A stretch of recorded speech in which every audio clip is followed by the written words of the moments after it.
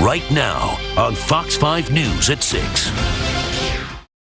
Yesterday, we told you about the online effort to keep Cecil Williams and his seeing eye dog Orlando together after Orlando retires. Well, more than $110,000 later, it's a huge success. Orlando and Cecil will be able to spend their golden years together. It's just another example of a story touching someone somewhere and the internet springing into action. But what is it about certain stories that spur people into a charitable frenzy? Joel Waldman talked to people involved in making things like this happen. He joins us now from Lower Manhattan. Joel.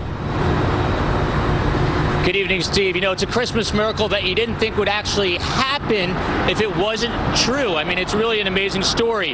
This past Tuesday, as you may have heard, Cecil Williams, a 61-year-old blind man, is walking with his seeing eye dog Orlando on the subway platform in Harlem. He's a diabetic. He gets dizzy.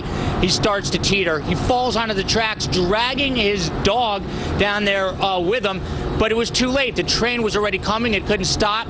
The dog and the gentleman, Cecil, both laid down in that little crevice. They were slightly injured, but they were saved. That, however, is not the end of the story. You'd think it would be, but then we find out that there is another big problem. Orlando, the seeing eye dog, the service dog, is 11 years old, 77 years old in human years if you do the calculations, and he needs to go into retirement. And there's all kinds of insurance issues as well tied up with that.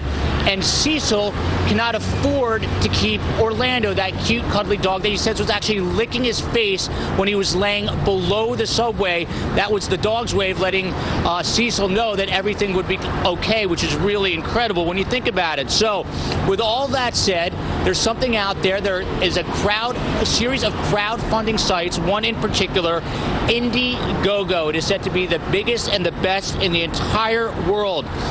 It is a crowdfunding source. A student, meanwhile, far, far away in the Midwest, saw the story, went to IndieGoGo, and started raising funds for Cecil and his dog, Orlando. And earlier, we spoke to the founder and CEO of IndieGoGo, as well as this person, and they told us how it all works. Take a listen. The incredible thing is IndieGoGo is a completely open platform, so anybody can create a campaign for any idea. What happened here was there was a nice citizen in the middle of Indiana, his name is Grant, and he saw this on the news while he was taking a break from his law school exams. Next thing you know, he's now up to over $70,000 and 13 more days to go. It would rip me apart if I wasn't able to afford my dogs and wasn't able to keep them. So I figured this was enough of a reason to help him out and let him keep his best friend. Especially, I mean, my dogs haven't even saved my life. All they try to do is eat the squirrels outside and bark. But if one of them had saved my life and I couldn't afford to keep her, that'd kill me.